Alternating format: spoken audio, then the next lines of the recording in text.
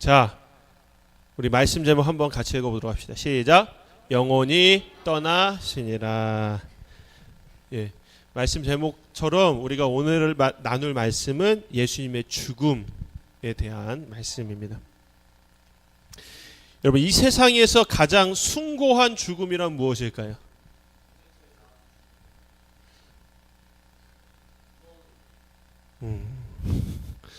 자, 우리가 뭐 여러 가지 생각들이 있겠지만 일단은 이따 얘기하도록 하고, 성경에서 뭐라고 말하고 있나를 한번 봐야 될 것 같아요.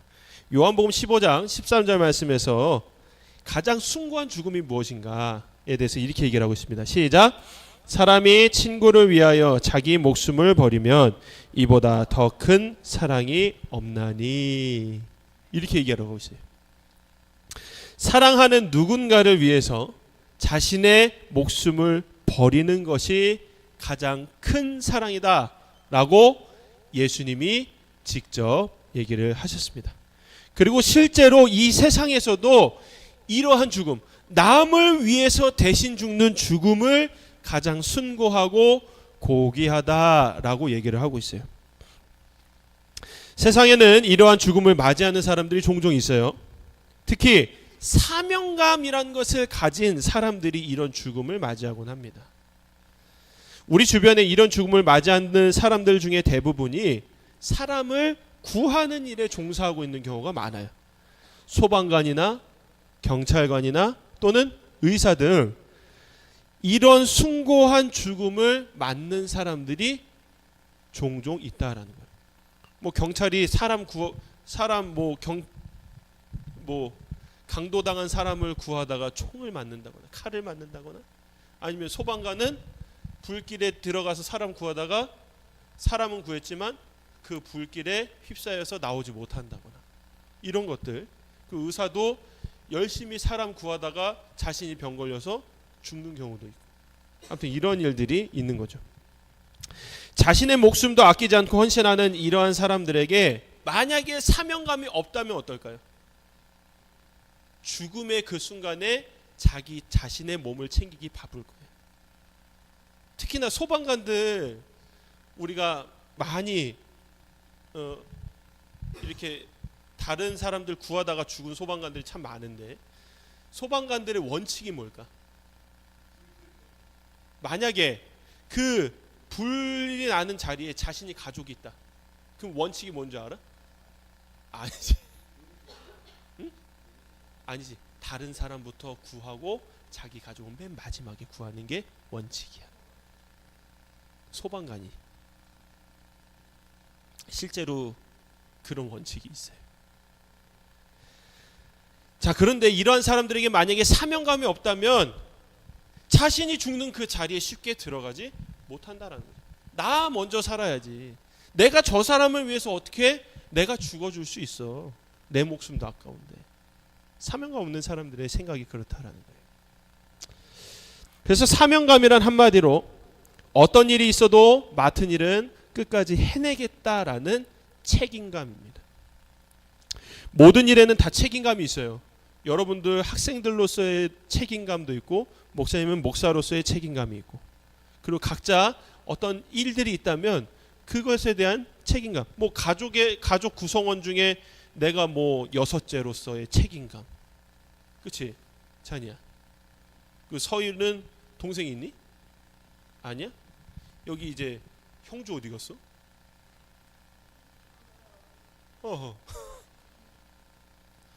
그 은혁이도 동생이 있지만 동생한테 있어서 형으로서의 책임감은 각각 다 갖고 있단 말이에요. 영환이는 내 근육을 지켜야 하는 책임감. 이 근육 빠지면 안 되는데 막 그러면서.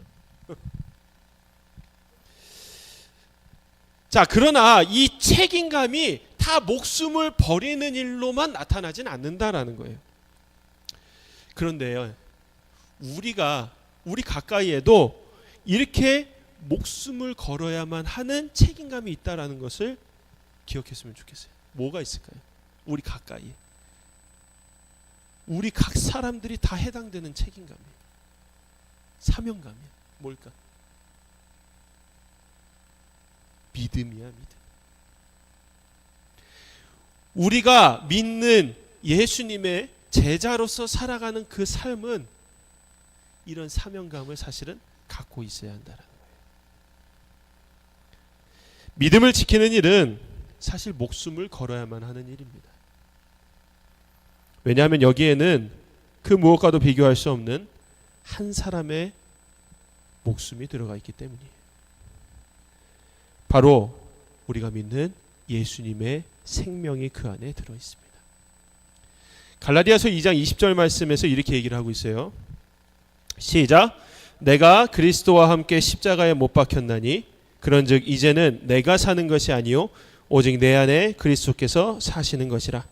이제 내가 육체 가운데 사는 것은 나를 사랑하사 나를 위하여 자기 자신을 버리신 하나님의 아들을 믿는 믿음 안에서 사는 것이라. 아멘.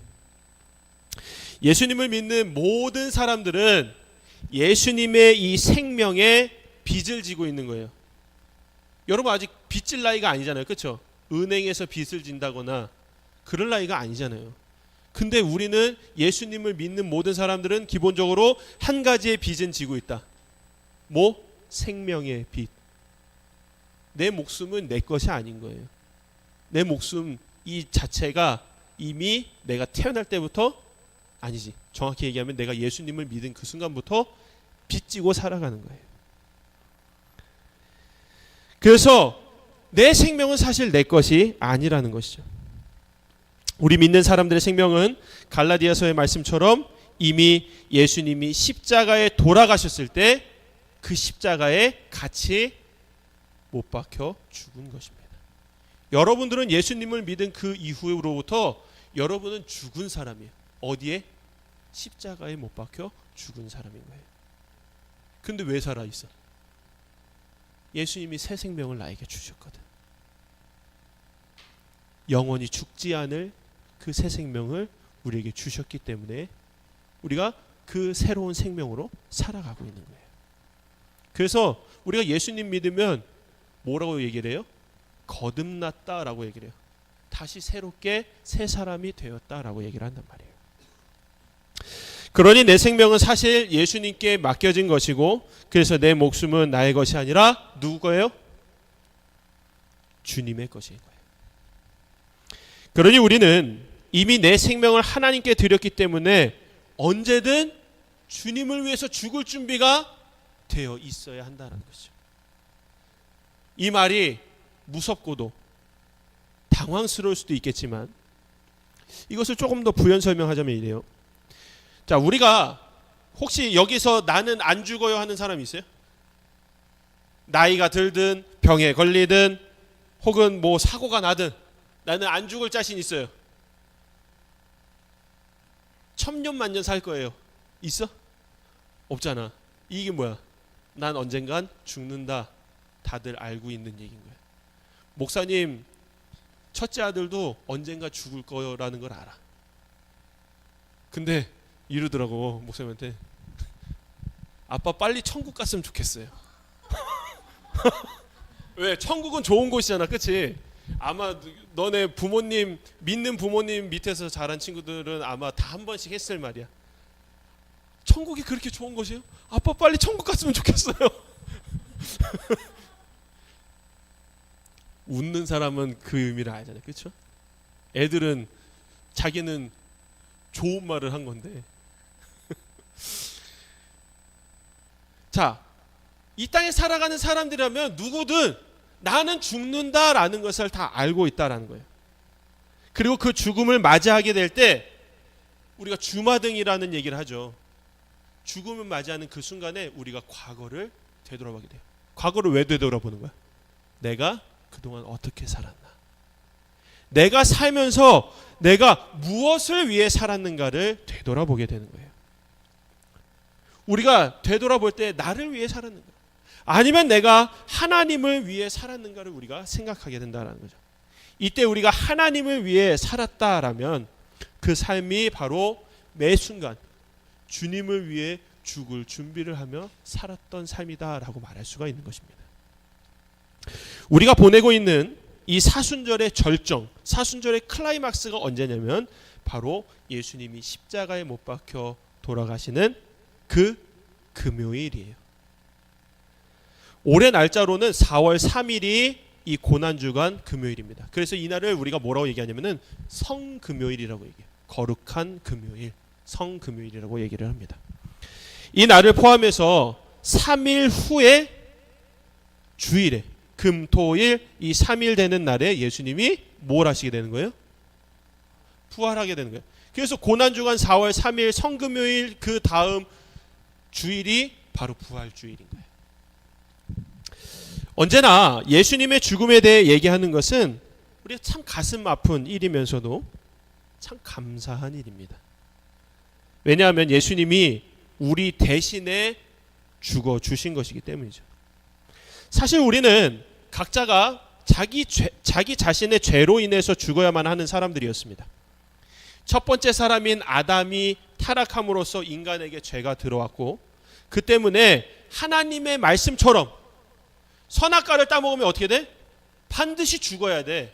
하나님의 말씀대로 우리 안에 죄가 들어온 이후로는 우리 모두는 반드시 다 죽어야만 해요. 그 죽음은 우리 몸의 죽음으로 끝나는 것이 아니라 우리의 영혼까지 영원히 죽는 지옥에 가는 그런 죽음을 얘기를 하는 거예요.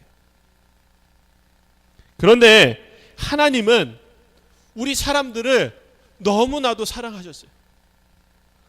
그래서 아들 예수님을 통해서 이 불쌍한 사람들을, 사랑하는 이 사람들을 그냥 죽도록 내버려 두지 않고 살리시기로 계획을 하신 거예요. 그 계획이 뭘까요? 예수님을 이 땅에 사람으로 보내셔서 그 죄 없으신 예수님을 죄로 인한 모든 사람의 그 죽음을 대신 담당시키시고, 그 죄를 짊어진 상태로 십자가에 못 박아 죽으심으로 우리 모든 인간들의 죄를 없애주시는 것이 하나님의 계획이셨던 거예요. 그래서 예수님의 죽음은 목사님이 처음 말한 것처럼 다른 사람을 위해 자기 목숨을 버리는 가장 숭고한 죽음이었고 가장 큰 사랑인 것이에요. 예수님은 이러한 죽음을 앞두셨을 때 참 많이 괴로워하셨습니다.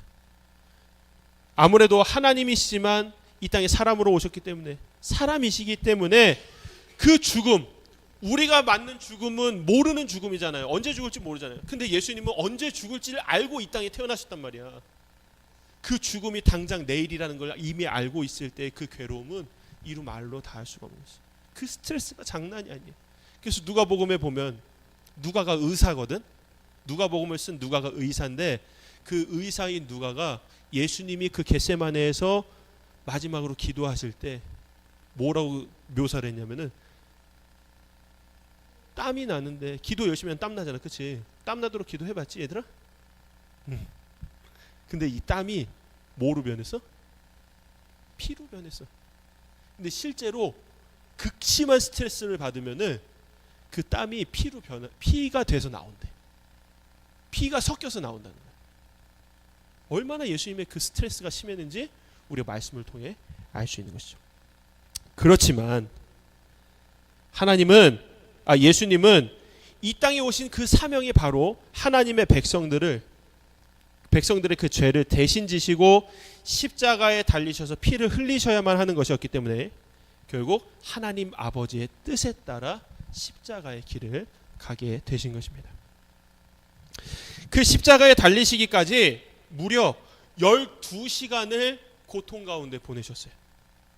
그 12시간 동안 사람들의 욕도 듣고 침 뱉는 것도 맞고 채찍도 맞고 피도 흘리고 가시관도 쓰고 못도 박히고 모든 치욕과 수치와 고통을 그 12시간 넘는 시간 동안 예수님은 당하셨다라는 거예요. 목요일에서 금요일로 넘어가는 그 새벽에 예수님의 제자 중인 하나인 가룟 유다가 예수님을 팔기 위해서 제사장이 보낸 군인들을 데리고 예수님이 항상 기도하시는 그 겟세마네 언덕으로 왔습니다. 유다가 군인들과 미리 짜둔 대로 예수님한테 키스를 했어요. 키스는 인사야. 오해하지 마. 또 이단들은 뭐라는 줄 알아? 예수님을 동성애자라고 얘기를 해. 왜? 남자랑 키스했으니까. 근데 절대 그거 아니야. 인사야, 인사. 선생님 평안하셨습니까? 키스하고 인사를 해요. 근데 이게 뭐야? 짜둔 신호야. 군인들한테 그렇게 얘기했거든. 내가 가서 입 맞추는 사람이 너희들이 잡아야 될 사람이다. 그래서 군인들한테 예수님이 잡혀요. 그리고 제자들은 다 뿔뿔이 흩어져서 도망갔어요. 그리고 그 예수님을 끌고 대제사장 가야바의 집으로 갑니다. 그곳에는 이미 많은 사람이, 새벽인데도 많은 사람이 모였었어. 다 예수님에 대해 거짓말을 할 사람들을 모아놓은, 거짓 증인들을 모아놓은 거예요. 그러면서 막 거짓 증언들을 내놓는데 예수님의 죄가 드러나요? 드러날 수가 없지. 예수님은 죄가 없으신데. 그래서 아무리 거짓 증언을 갖다 대도 예수님이 어떤 반응도 없으시고, 그게 막 죽일 만한 죄가 나오지 않자 대제사장이 마지막으로 예수님한테 이렇게 질문해요. 예수요, 너가 정말 하나님의 아들 그리스도냐? 그랬더니 예수님 뭐라 그랬을까? 네 말이 맞다. 내 말이 맞다. 뭐야? 너가 지금 말하지 않았니? 그리스도냐 물어봤잖아. 네 말이 맞다. 내가 하나님의 아들 그리스도다 라고 얘기를 하신 겁니다. 그러자 대제사장이 이것으로 신성모독이다. 감히 하나님을 모욕해? 너가 하나님의 아들이라고? 어떻게 사람이 하나님의 아들이 될 수가 있어? 어떻게 그 사람이 그리스도가 될 수가 있어? 전혀 인정하지 못하는 거예요. 그저 사람들에게 기적을 베푸는 선지자 중에 하나라고만 생각했지. 그리고 기적 좀 베풀었다고 하나님의 아들 행세한다고 생각했지, 하나님의 아들이라고 생각하지 않았어요. 그러니 자기가 하나님의 아들이라고 하니 그것보다 신을 모욕하는 게 어디 있냐는 거죠. 그래서 이것을 죄로 만들어서 아침이 해가 뜨자마자 재판권을 가진 로마 총독 누구에게? 빌라도에게 데려갔습니다. 자, 근데 이 신성모독죄는 로마에서는 죄가 아니야. 왜? 로마는 다신교거든. 그때 당시 로마는 뭐든 다 신이 될 수 있어. 근데 뭐 로마에서도 내가, 로마 황제가 뭐야? 신이잖아. 짐이 신이다 그러잖아. 그치? 그때 당시에 왕이나 황제는 다 신이란 말이야. 그러니까 신성모독이란 말이 있을 수가 없는 거야. 그런 죄는 있을 수가 없어. 근데 그것을 죄목으로 들고 빌라도 앞에 왔으니 빌라도가 황당하겠어요, 안 하겠어요? 황당한 거야. 이거는 예수님을 어떤 형벌을 주기 위한 죄도 되지 않는 거죠. 그래서 예수님한테 혹시 다른 죄가 있나 빌라도가 계속해서 물어봐요. 근데 예수님한테 죄가 있어요? 아무런 죄도 없어요. 예수요, 불 지른 적 있어요? 사람 쳐본 적 있어요? 물건 훔친 적 있어요? 아무런 죄도 나오지 않아요. 도저히 신성모독죄로는 재판이 안 되니까 다른 걸 막 물어봐도 죄가 나오지 않아요. 그래서 예수님을 풀어주려고 사실 했어요, 빌라도가. 그런데 유대인들이 절대로 풀어주면 안 된다. 반드시 어디에? 십자가에 못 박아야만 한다고 소리치는 거예요. 십자가에 못 박는다는 의미는 뭘까요? 형벌 중에 가장 큰 형벌을 내려야 됩니다. 우리나라의 가장 큰 형벌이 뭐예요? 무기징역이야? 사형이야, 사형. 그 사람을 이 세상에서 이제 더 이상 없게 만드는 것이 가장 큰 형벌이에요. 십자가의 형벌이 바로 그런 거야. 근데 그냥 사형보다 더 심해. 왜? 죽을 때까지 매달아 놓는 거야. 그 고통 가운데 점점 죽어가는 거란 말이야. 근데 그런 형벌을 아무 죄도 없는 이 예수란 사람한테 주라는 거죠. 근데 빌라도가 참 곤란해했어요. 왜? 자기는 그래도 공정하게 재판하고자 이 유대 땅에 총독으로 왔는데 지금 이 유대인들의 말만 듣고 재판을 해야 되니까 얼마나 불공정해. 그래서 빌라도가 선택한 것은 손을 씻는 일이었어요. 여러분, 손 씻는다는 의미가 뭘까요? 그렇지. 그 왜 저기 범죄자 중에 나 이제 손 씻었어 라는 얘기 들어봤죠? 손 씻었다는 얘기는 뭐야? 무슨 의미야? 나 더 이상 그 일 안 해. 물건 훔치는 사람들 손 씻었어 그러면은 더 이상 안 훔쳐. 그런 의미겠죠? 여기서 진짜 물에다 손을 씻는다는 의미는 뭐냐면은 나는 이 재판의 판결과는 무관하다. 이 판결은 내가 한 것이 아니다라는 뜻이야. 그랬더니 유대인들이 이렇게 얘기해. 그 예수의 죽음의 피는 우리가 받겠습니다. 예수가 죽은 그 책임을 우리가 지겠습니다 라고 얘기를 한 거예요. 자, 결국에는 이 유대인들이 원하는 대로 예수님의 십자가 처형이 시작이 됐어요. 예수님의 머리에 가시가 나시고 예수님의 옷은 벗김을 당하고 예수님은 끝에 납덩이가 달린 채찍질을 당하면서 그렇게 십자가를 지고 자신이 못 박힐 골고다라는 언덕으로 걸어가셨습니다. 근데 그 고문이 너무나 심한 나머지 이 십자가 틀을 들 힘이 없었어요. 계속 쓰러지니까 앞으로 가야 되는데 가지 못하니까 로마 군인이 그 무리 중에 한 사람을 지목해요. 왜 지목했는지 혹시 알아? 그냥 목사님 추측인데 아마 얼굴이 까매서 지목한 것 같아. 흑인이었거든. 구레네 사람 시몬이라는 사람은 흑인이었어요. 그래서 이 구레네 사람 시몬이 예수님의 십자가를 대신 지고 골고다까지 가게 된 것이죠. 힘들게 지고 온 십자가를 내려놓고 예수님이 그 십자가 위에 누우셨어요.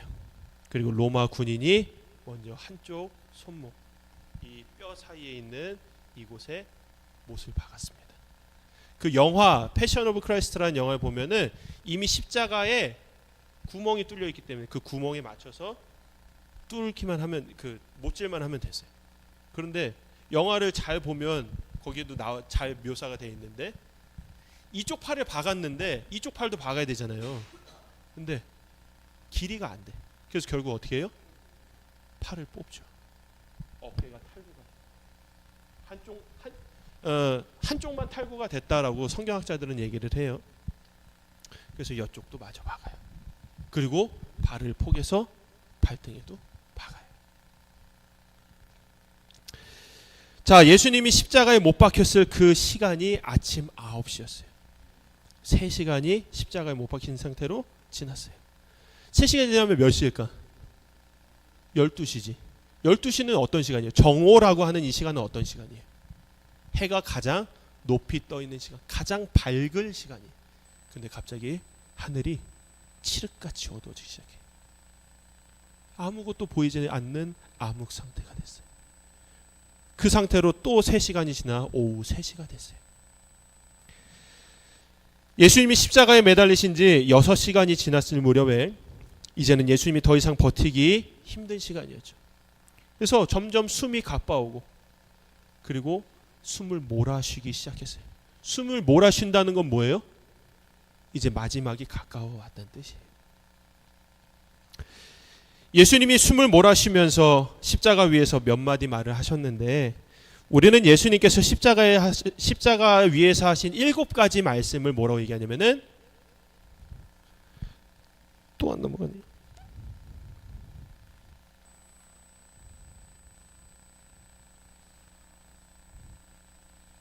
뭐라고 하냐면은 나왔다. 한번 읽어봅시다. 시작. 가상칠언. 십자가 상에 위에서 7가지 말을 하셨다. 그래서 가상칠언이라고 얘기를 해요. 자, 이 가상칠언 시간적인 문제 어느 시간에 얘기를 했고 그 어떤 순서로 얘기를 했나 사실 중요하지 않기 때문에 넘어가도록 하고 어떤 말씀하셨는지 한번 이것만 보고 말씀을 마치도록 하겠습니다. 먼저 예수님은 십자가에서 이 자기를 바라보고 있는 밑에 있는 사람들에게 이렇게 말씀하셨어요. 같이 읽어봅시다. 시작. 아버지여 저들을 사하여 주옵소서. 자기들이 하는 것을 알지 못함이니이다. 예수님은 자신을 십자가에 박도록 동의한 사람들을 다 용서해 주셨어요. 예수님의 말씀처럼 그 사람들은 자신들이 누구를 십자가에 못 박은지 알지 못했지만 그 죄는 결코 작지 않았습니다. 그래서 예수님은 그들에게 향할 하나님의 분노, 감히 내 아들을 십자가에 못 박아? 그 하나님의 분노를 거두어 달라고 하나님 아버지께 지금 용서를 구하고 계신 거예요. 자, 두 번째는 예수님의 양옆에 예수님처럼 똑같이 십자가에 못 박힌 두 명의 범죄자가 있었습니다. 근데 그중 한 명이 예수님에게 이렇게 얘기를 해요. 예수여, 당신의 나라에 임하실 때 나를 기억해 주십시오. 이 말을 한 사람에게 예수님이 이렇게 말씀하세요. 시작. 내가 진실로 내게 이르노니 오늘 내가 나와 함께 낙원에 있으리라. 십자가에서 예수님을 향해 죄 없는 분이라는 것을 이 한 명은 인정을 했다라는 거죠. 그 사람에게 예수님이 너도 나와 같이 그 나라에 들어가게 될 것이다 라고 약속을 해주신 것입니다. 자, 그리고 세 번째 말은요. 십자가 밑에서 지금 죽어가는 아들을 보면서 울고 있는 어머니 누구? 마리아. 그리고 그 마리아 옆에서 마리아를 모시고 있는 예수님의 제자 요한에게 한 말입니다. 읽겠습니다. 여자여 보소서 아들이니이다. 보라 내 어머니라. 여자여 보소서 아들이니이다. 이 얘기는 마리아, 자신의 어머니인 마리아에게 얘기를 한 거예요. 자신이 죽고 그리고 부활하고 나중에 승천하면 이 땅에 남겨질 어머니 마리아, 마지막 공경의 말한 거예요. 여러분 다섯 번째 계명 알죠? 부모를 공경하라. 그거를 지금 예수님이 하고 계신 거예요. 자신 대신에 제자 요한이 아들처럼 어머니를 섬길 것이고, 그리고 요한에게는 내 어머니를 너의 어머니처럼 모셔라 라고 지금 얘기를 하고 있는 것입니다. 자, 그리고 네 번째는 시편 22편에 다윗의 말을 인용한 것인데, 예수님이 지금 이 십자가에 못 박혀 있는 자기 자신의 심정을 이렇게 얘기를 했습니다. 읽겠습니다. 엘리 엘리 라마 사박다니, 나의 하나님 나의 하나님 어찌하여 나를 버리셨나이까. 엘리 엘리 라마 사박다니는 사실은 아람어라고 해요. 아람어, 히브리어의 어떤 사투리처럼 아람어라고 하는데, 이것을 번역한 것이 밑에 거예요. 나의 하나님 어찌하여 나를 버리셨나이까. 하나님이신 그 예수님이 십자가에 못 박히시면서 하늘에서 자기를 보고 있는 아버지 하나님께, 그렇지만 자기를 외면하고 아무런 말씀도 없으신 그 아버지께 자신의 심정을 이렇게 외친 것입니다. 나의 하나님 어찌하여 나를 버리셨나이까. 자, 그리고 다섯 번째부터는 예수님이 이제 숨을 거두실 때가 되어서 모든 일을 마치신 줄 알고 하신 말씀들인데, 예수님이 이제 몸에 피가 다 빠져나가고 탈수 증상이 오니까 이제 목이 말랐어요. 그러면서 이렇게 얘기해요. 내가 목마르다. 그리고 여섯 번째는 이제 이 땅에서의 자신이 그리스도로서의 사명을 다 마치셨으니 이렇게 얘기를 해요. 다 이루었다. 여러분들, 우리가 마지막에 죽을 때 다 이루었다라고 말할 수 있는 사람이 있을까요? 없어요. 늘 후회만 남고 늘 뭔가 남겨온 것 같고 뭘 다 하지 못한 것 같잖아요. 근데 예수님은 이 땅에 오셔서 모든 일을 다 하셨어요. 그리고 마지막으로 이렇게 얘기하십니다. 아버지, 내 영혼을 아버지 손에 부탁하나이다. 그러면서 오늘 말씀처럼 숨을 거두셨습니다. 여러분, 예수님의 죽으심으로 우리는 완전한 구원을 얻게 됐어요. 아까 목사님이 우리 고등부 학생들한테는 그 마지막에 어떤 영화 한 편을 설명을 했었는데, 예수님이 십자가에서 내려오시는 그런 영화가 있어.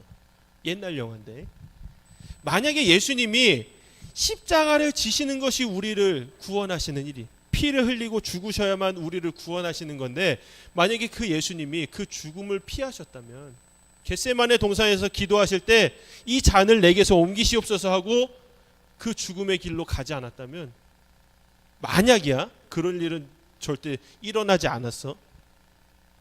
어땠을까? 우리는 참된 구원을 이룰 수가 없어요. 결국 우리는 우리 자신의 죄밖에 해결하지 못하는, 내 죽음으로써 내 죄밖에 해결하지 못하는,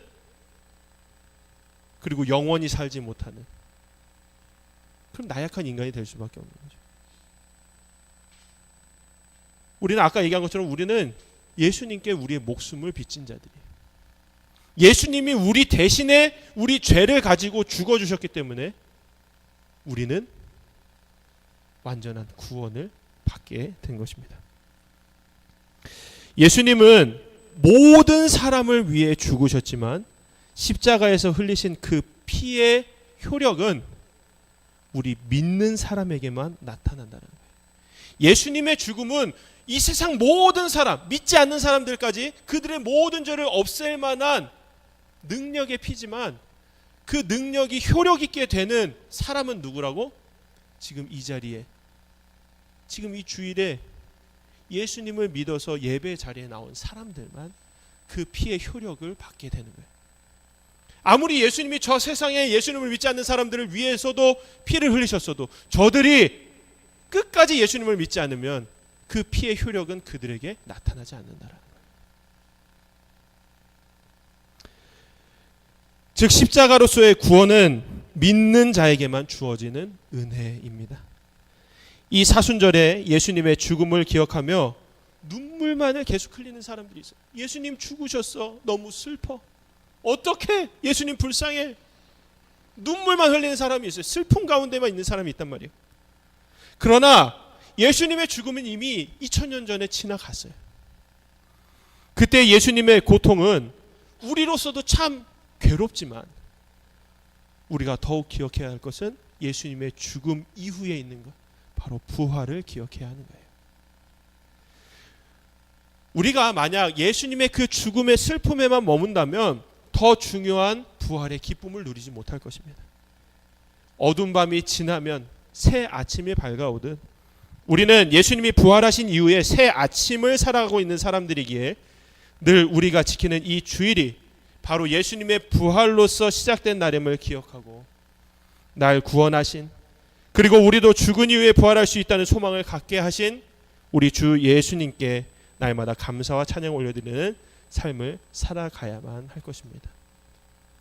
가정에서도 그리고 학교에서도 늘 여러분이 있는 곳 어디에서든지 그 구원과 부활의 은혜를 가지고 살아서 어떤 일을 겪을지라도 항상 감사하는 여러분 모두가 되기를 주님의 이름으로 간절히 소망합니다. 아멘.